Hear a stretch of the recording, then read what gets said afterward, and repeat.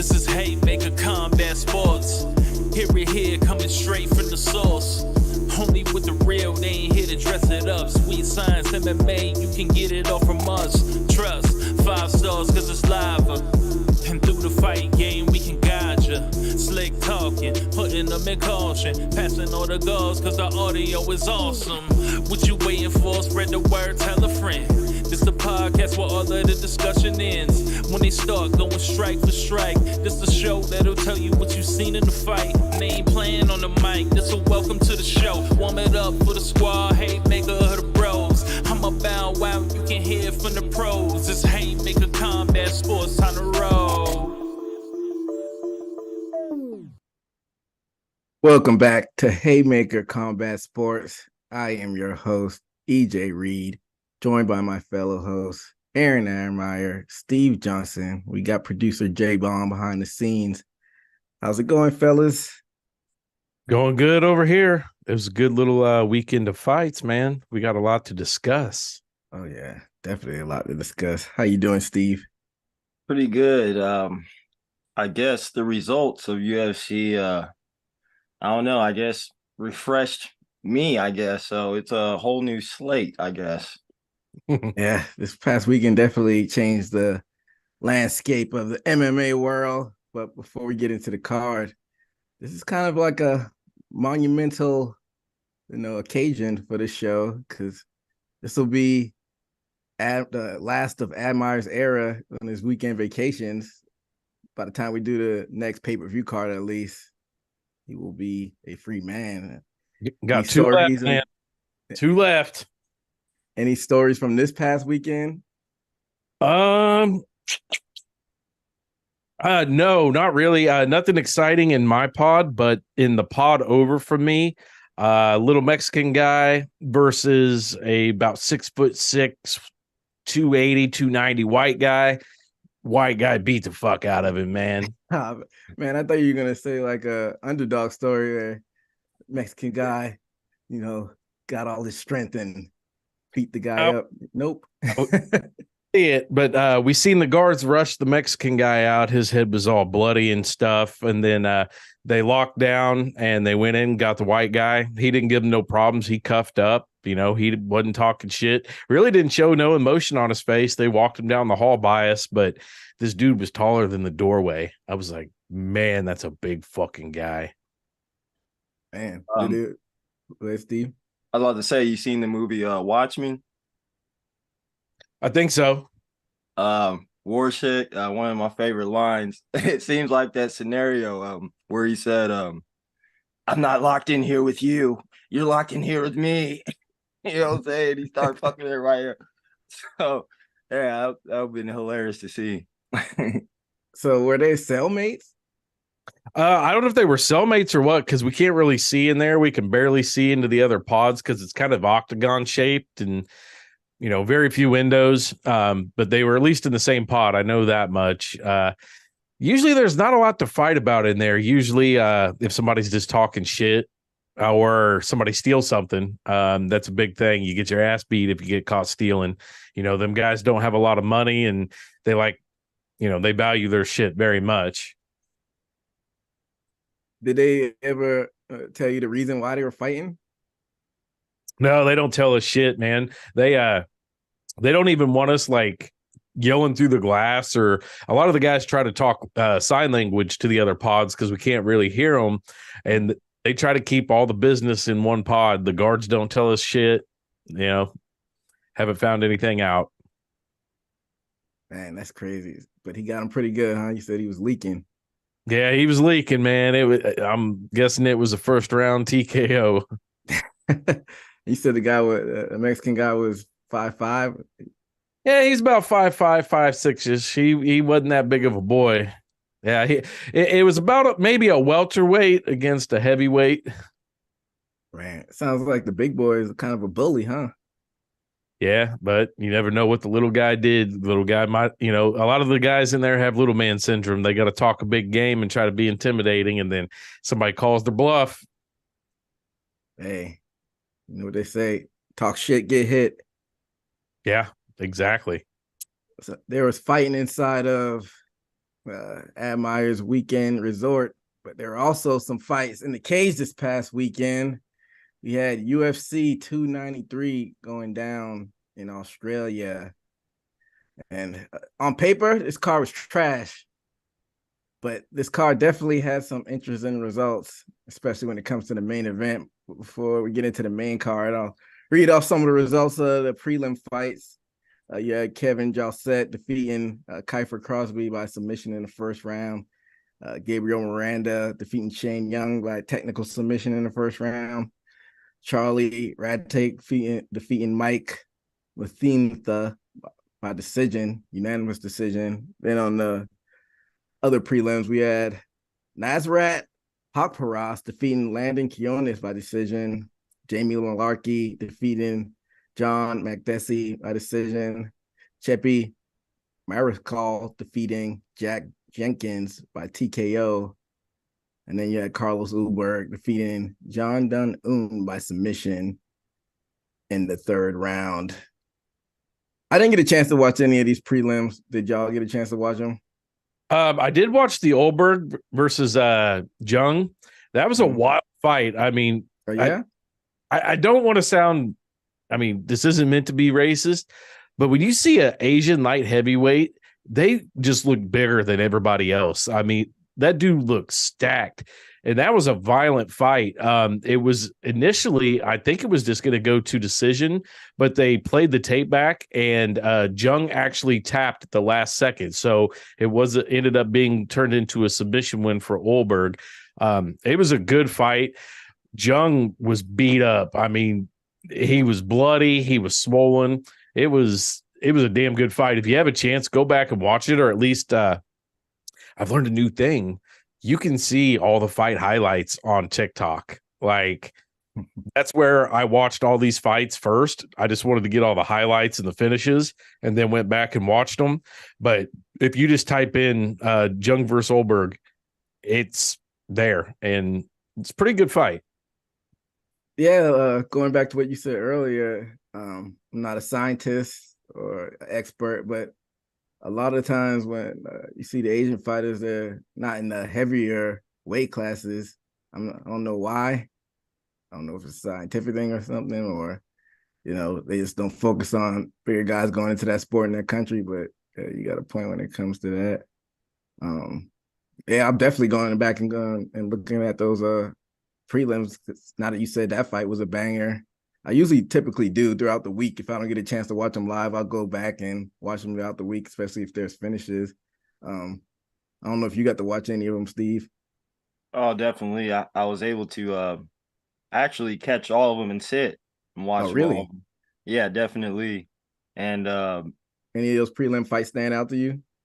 Definitely the ones you guys were talking about. The Jamie Malarkey one was a good one.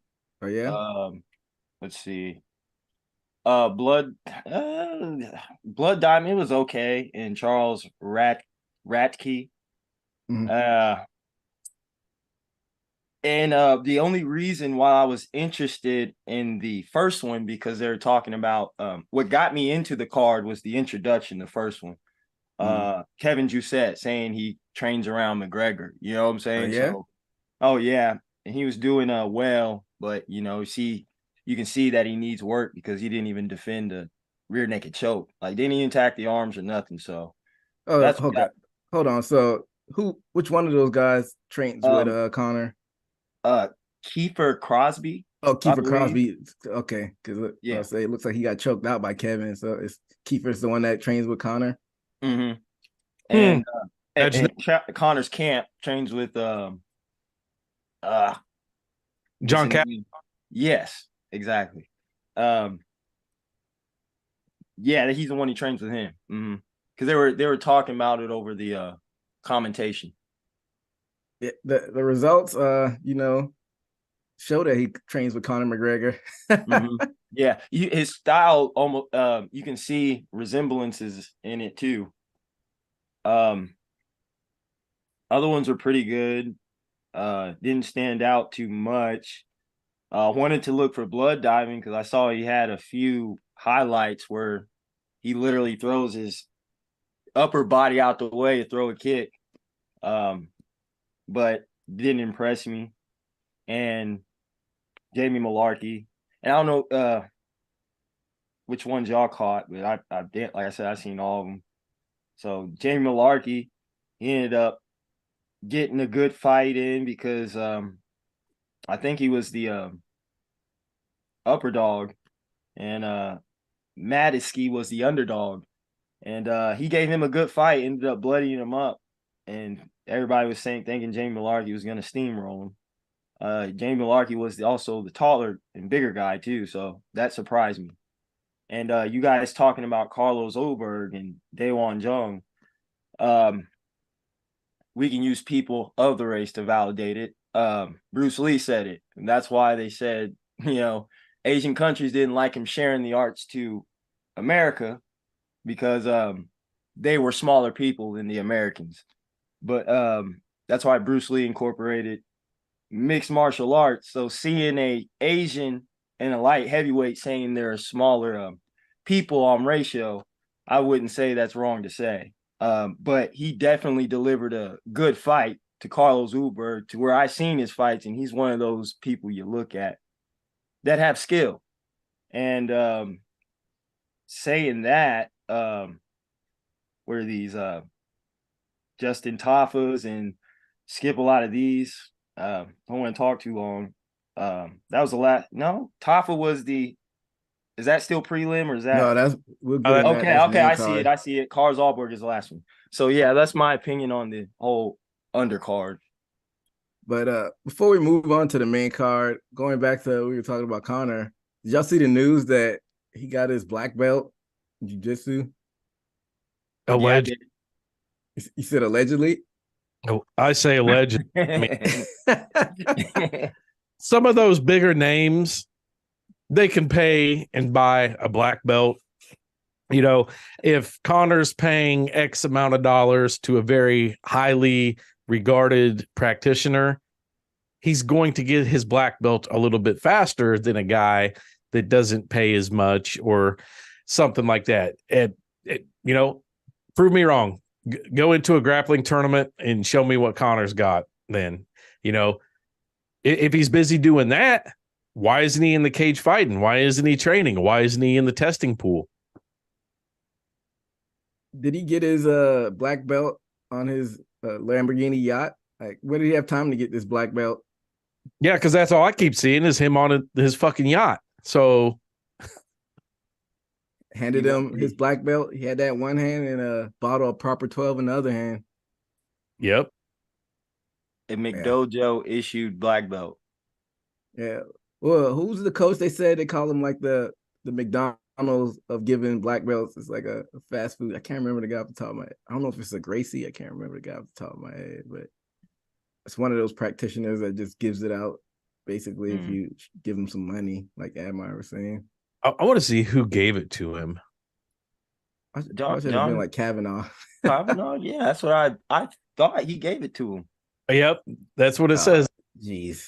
So the coach that has made millions of dollars off Conor McGregor gave him a black belt. Okay, that's nice.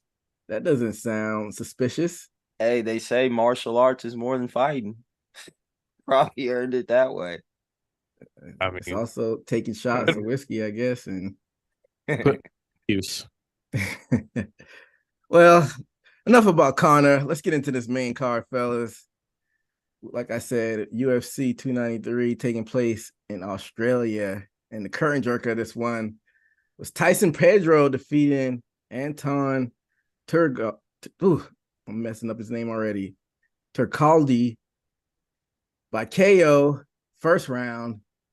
So this was a pretty entertaining fight for what it lasted for. Round one, both fighters were trying to find their range. With about 3 minutes left, Pedro stunned him with that left and followed up with a couple of right hooks, then dropped him with a 1-2 combo, and that was it. What were your thoughts on this fight?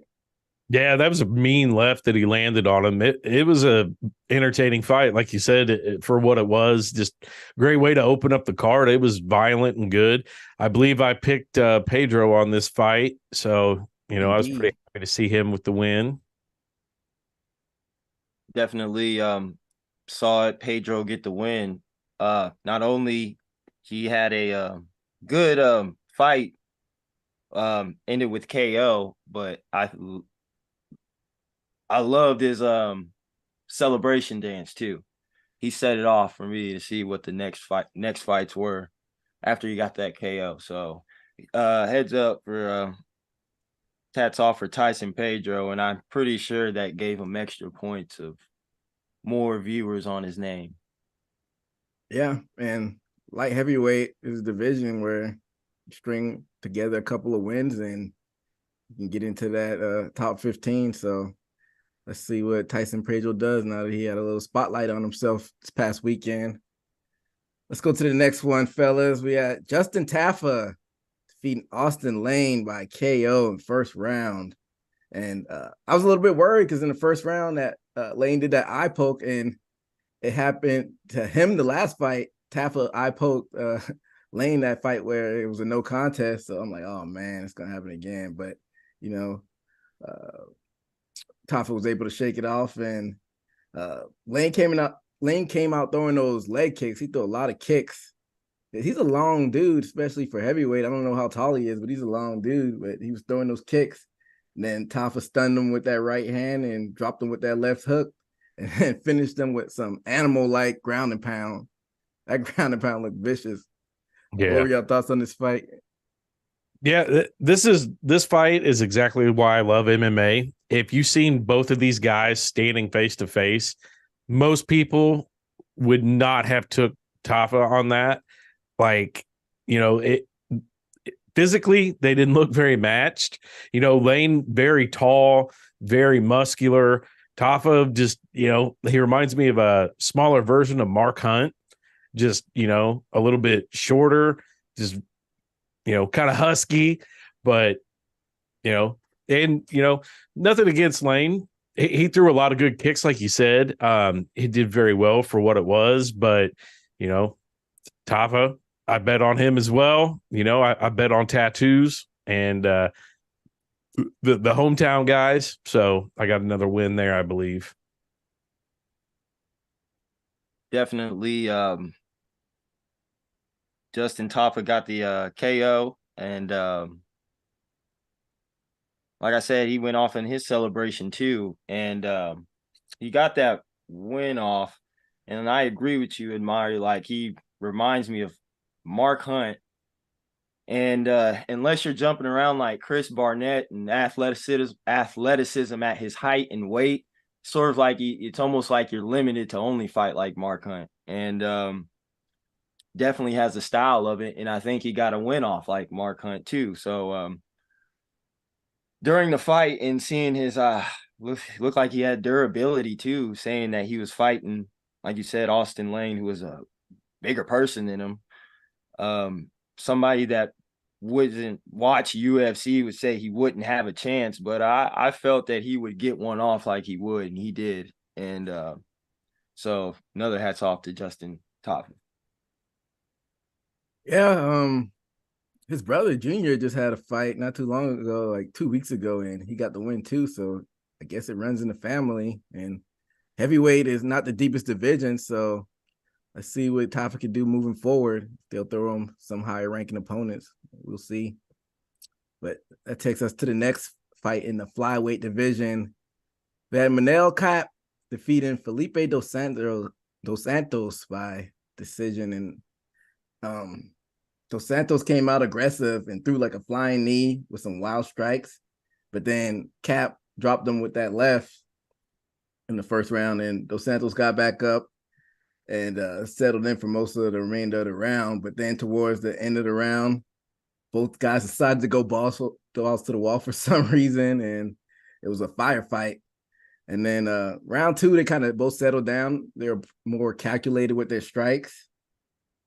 And I think it was Kape who got cracked and got stunned, but he was able to recover and pretty much control the rest of the round. And that round ended up with a wild exchange as well. Then in round three, Kape was landing those good counter strikes, and it was about 3 minutes left. They got into a wild exchange, and Dos Santos stunned Kape, but Kape was able to shake the cobwebs off and control the rest of the round and got some strikes back himself. And Cap sealed the round with that late takedown and some ground and pound. And it was a pretty entertaining fight. What were y'all thoughts on this fight? Yeah, this one, I definitely agreed that this was fight of the night. I really enjoyed this one. It was really back and forth. What I like about Cap is he threw no caution to the wind. He was willing to eat 2 punches to land one. Dos Santos caught him a couple times, pretty good. It was very even through a lot of the fight. I think Cap did the most damage and all that. And I think, what really sealed the deal was that late takedown. But I mean, that was a very enjoyable fight. This is one of the fights that, we talked about, not a lot of value going into this card, not a lot of names on it. This fight really made this card worth it for me. Definitely. Cape actually showed what he was talking at the press conference and actually showed up. And also Dos Santos, he also brought the war to him. I thought Cape was finding real short windows, pocket windows, and getting off straights. And I think he thought he was gonna get him and catch him with one of those quick window openings with Santos. And that's why I was thinking, like Admar said, he was willing to take 2 shots to get one, but he couldn't get him out of there.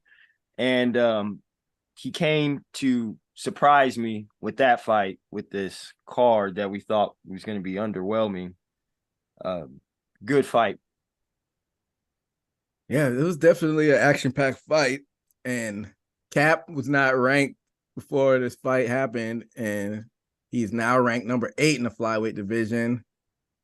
But Cap was pretty much a menace outside of the cage during this whole run in Australia. Did y'all see, before we get into his post-fight little round, did y'all see him getting into it with Israel at the pre-fight conference? Yeah, I seen a little bit of that on the talk as well. I mean, he's got a big personality, and he's a wild fighter. He kind of fights like Max Holloway used to. I think this kid's gonna be a problem. Yeah. Did you see any of that pre-fight stuff, Steve? Definitely did. And it shows his heart and what he's willing up to stand up for and to who. Obviously, Israel was a bigger man. Sort of reminded me of Tony Ferguson and Fabricio Werdum, where they had to sit down and almost got into it. But he shows heart and shows not only he has good promotional skills too, whether we're used to his English, a little bit of broken English, but I think it's amazing, how he's calling out Israel and saying you and your cartoon porn or whatever, just had everybody rolling. So I think he's going to be a good stock for the UFC in future if he keeps on winning. Hey, Cap can have all the heart he wants, but that's not going to stop him from somebody knocking him out if he talks slick to fighters that's twice his size. But I get what you're saying. Definitely. So let's talk about his post-fight interview in the cage. So cage side, you had Kai Kara France.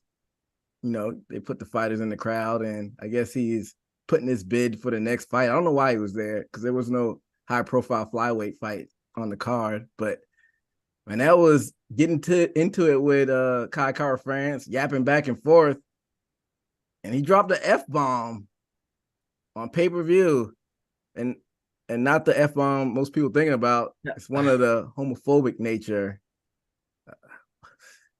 Before I get my thoughts, what were your thoughts on this little post-fight scrum? I mean, emotions are high. The guy just won. He's, I'll give him benefit of the doubt. He does, kind of speak a different language, so he might not know exactly what that means. If it was an American that speaks perfect English and fully understands the language, I would understand. But, a lot of the foreign people that come to America, they learn a lot of the slang from the movies. Now, if he was, if he kind of learned some of that from the American Pie movies or, some of the movies we used to watch when we were in high school, that would just be a slang term that you just called somebody. You weren't calling them that because they're gay or something. It was just something you called somebody. But, with the times have changed. I don't say it anymore. We don't say it over on 80 Proof. We've learned. So maybe some of the people that English isn't their native language, they don't know any better just yet.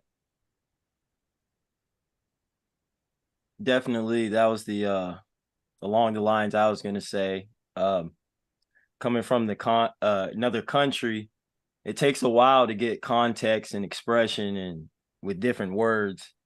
And say if we're in England, calling somebody a bloody bastard, here you might as well call them good B word.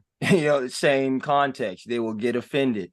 And I don't think he gets the context, as we talked about, not saying you can scale off his broken English, but saying that, he's a new and he's from there. And who knows, some of these fighters, maybe him, I don't think so, lives in America, maybe just came here, working on visa to fight through, these fighters do that. And he used that F word. And what was funny about it, you can see everybody in the crowd, like, they like sort of like that, they smacked their head type of energy. Some were laughing, some were because he said the word, because they knew he used it out of context, and they probably took him to the side after that and like, hey man, you can't use that word, and he'll get it right probably. Right. And I mean, one of the things that I do know a lot about is rap music. That word is still very big in the rap world.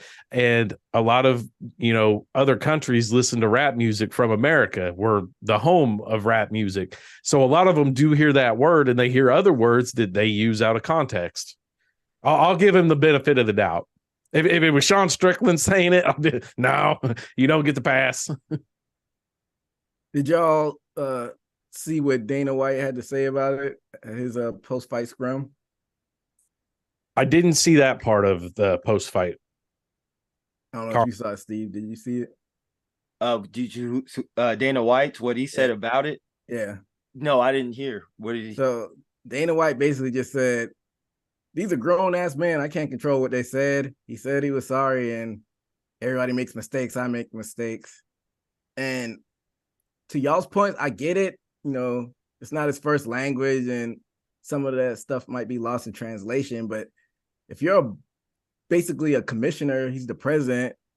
Imagine if Roger Goodell, if a player in the NFL said that, and that's what Roger Goodell said, he would get dragged through the coals, or Adam Silver with the NBA.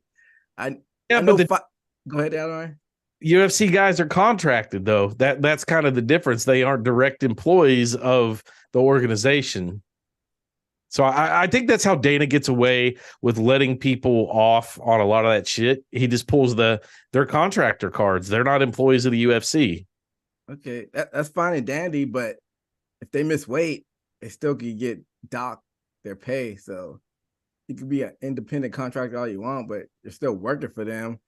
And right. Like I said, I don't think the cap guy's a bigot or anything. Like you said, he's heated in the moment, but it's still consequences. And if you're UFC, you're trying to model yourself after the NFL and NBA now that you're with ESPN and you're trying to get to that next level, you should at least throw a small fine or something at the guy.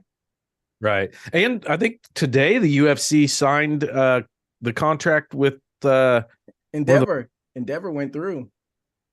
Yeah. That puts you on an even bigger platform. So like I said, I don't think the guy should get fired or anything, but you got to start giving these guys fines at least, because they're a representation of your company. I think, though, that it puts Dana White in a weird position if he, gets on this guy too bad about it.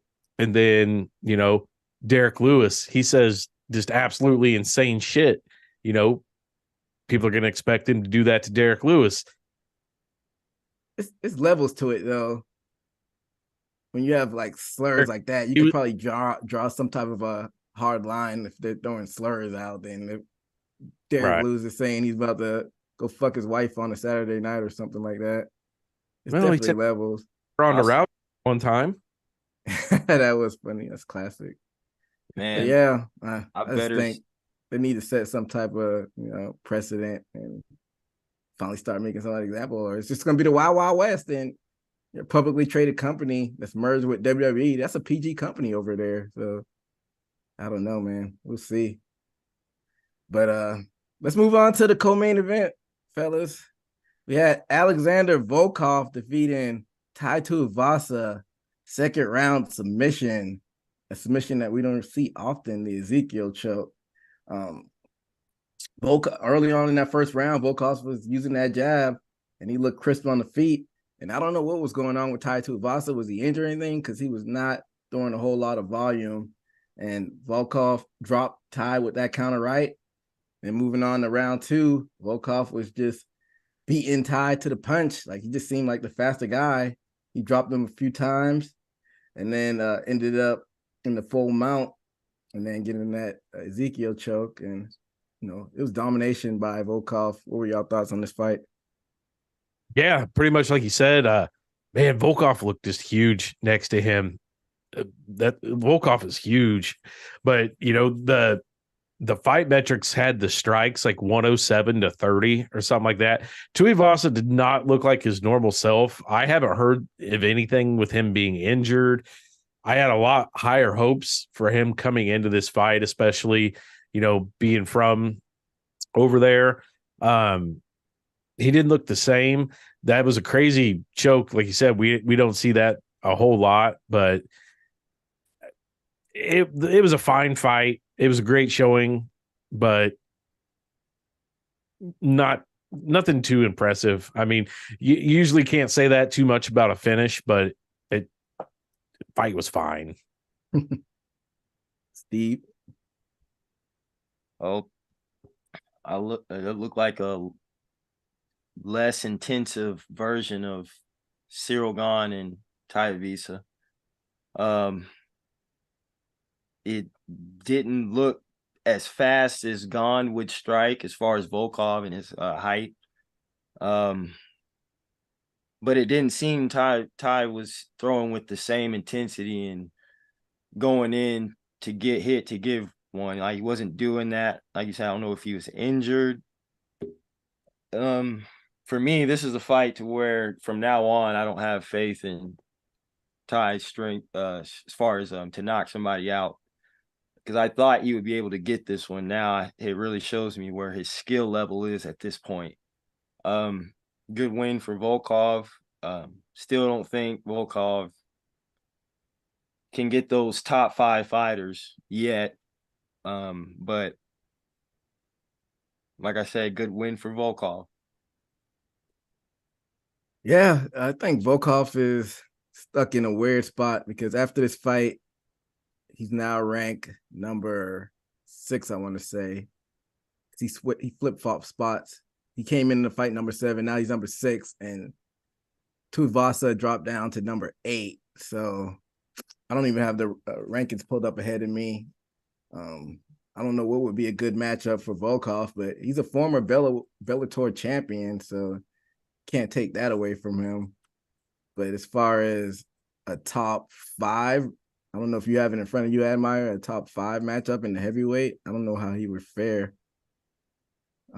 Let's see. Heavyweight. I mean, the top Cyril Gahn, I got it up at Cyril Gahn, number 1, Sergey Pavlovich, 2, Stipe, 3, and I think Stipe will be done after this next fight. Aspinall, he's a up-and-comer. Curtis Blades is a wrestler that nobody wants to see. I don't know how Volkov would fare well against any of those guys. I think the Blades fight, they haven't fought before.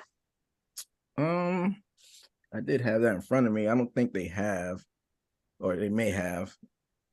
Let me see. So I'm looking at Volkov's most recent record, and Nope, he hasn't. Oh yeah, he did. He lost the Blades. This is back in 2020, so it wasn't that long ago. Unanimous decision. That's kind of a tough spot for him. The only one up there in the top 5 that I don't think he's fought is Aspinall. No, he lost to Aspinall. Yeah, he lost to Aspinall, and he lost to Gone, What about the number 7? and he lost to Derry Lewis.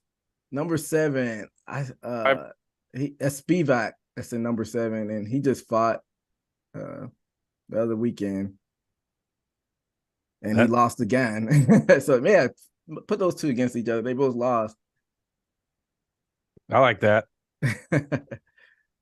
Well, let's move on to the main event in a fight that Admire reluctantly called right.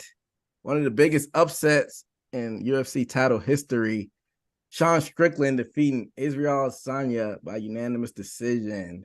And before we get into the implications of this fight, I just want to break down the actual fight.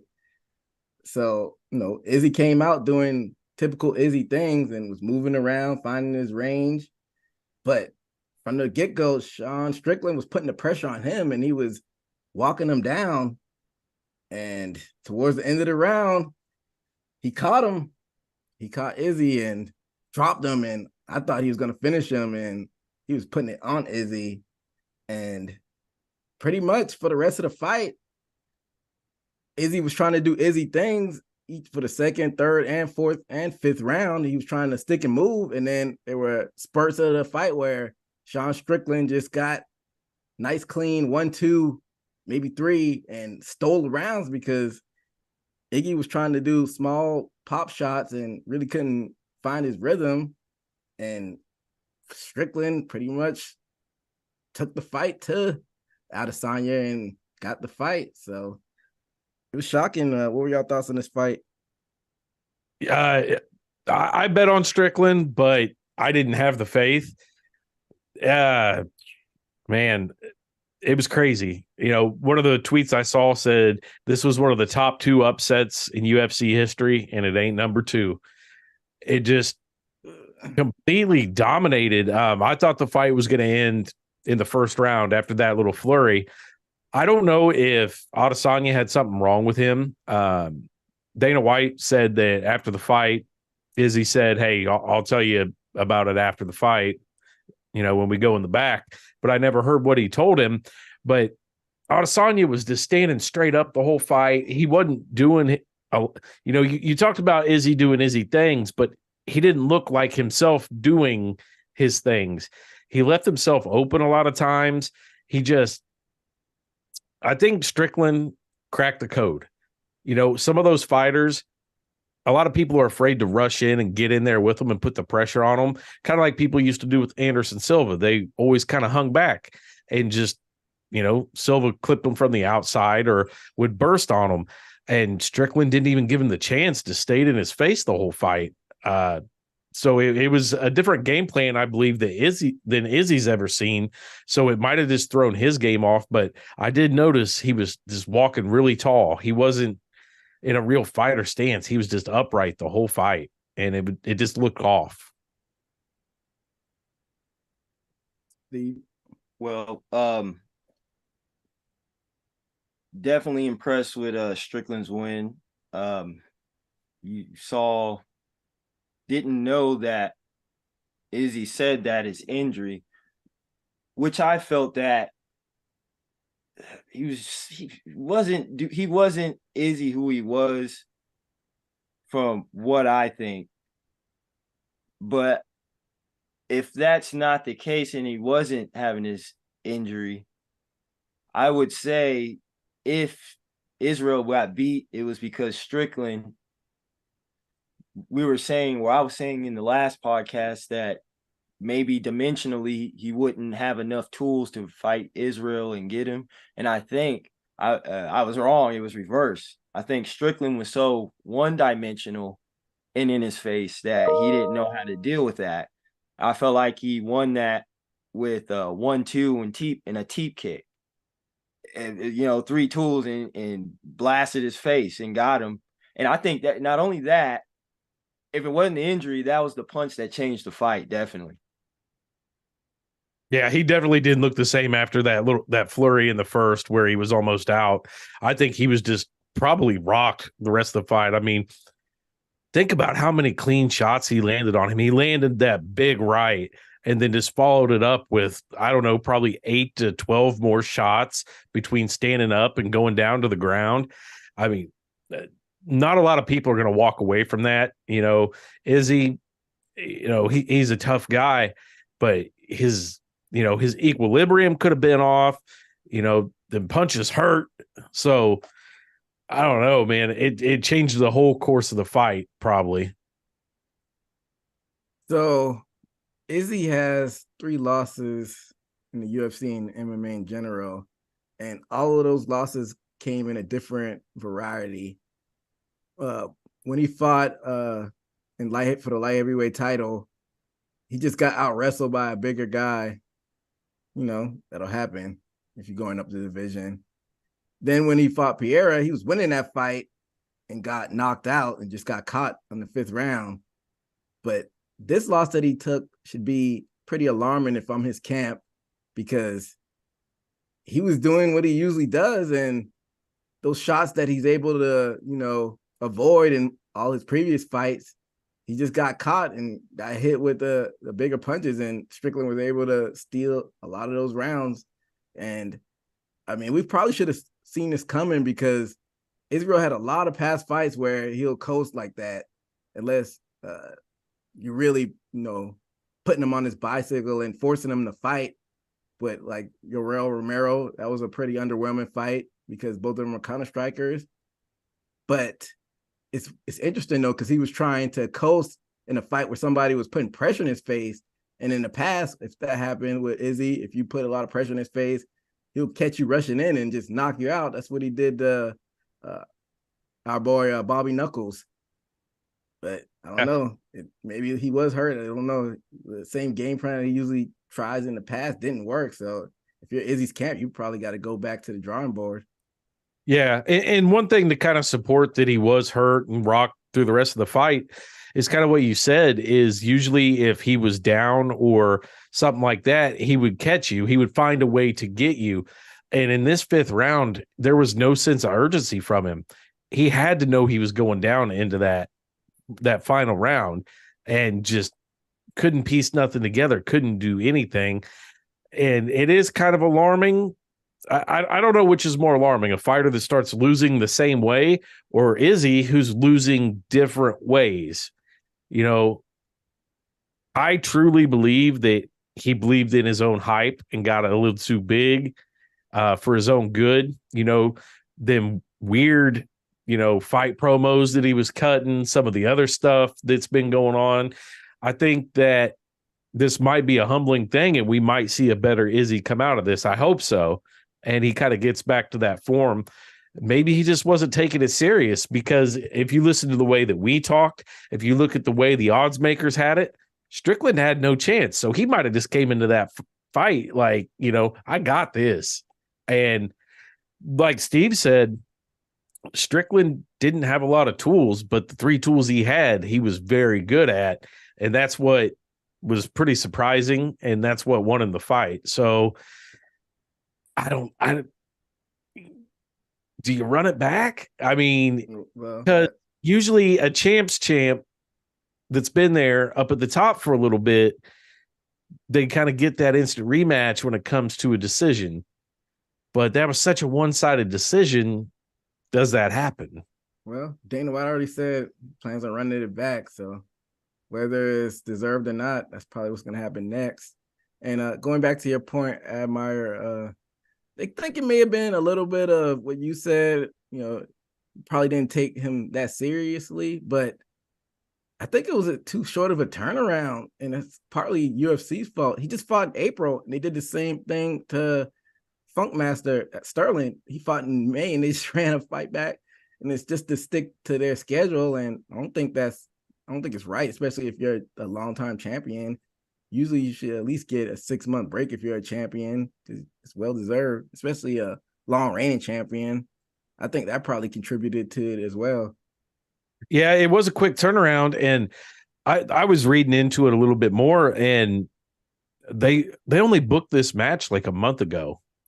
So it was kind of almost a short notice fight for both of them as well, though, because I don't know if they couldn't get a contract worked out with somebody else or if people were just turning it down, but they kind of just had to find somebody to fight him. They wanted Izzy on a card, so they threw Strickland in there. So, I mean, it was kind of short notice. It was quick turnaround. There's a lot of different elements that we could say it was on this fight, but I mean, we're focusing on the Izzy thing, but I mean, Strickland, I mean, fucking great game plan to stay in his face. I mean, it's the dude earned it, whether you like him or not. He worked his ass off the other night, and he pushed Izzy to a place that we haven't really seen people beat Izzy like that. Like Izzy, when he got knocked out, was still doing very well in that fight. This was complete control. I don't count the light heavyweight fight as being controlled. A wrestler that was bigger than him. I'll wipe that from the board. But we've never seen somebody just dominate Izzy like this. Yeah. Where do you go from here if you don't do the immediate rematch? Because like you said, a lot of people are focusing on what Izzy didn't do, but aren't focusing on what Strickland did, and he took it to him. But what's your first title defense if they don't throw the rematch at him? Oh man, DDP. Then I want to say him and Strickland did have some back and forth going on.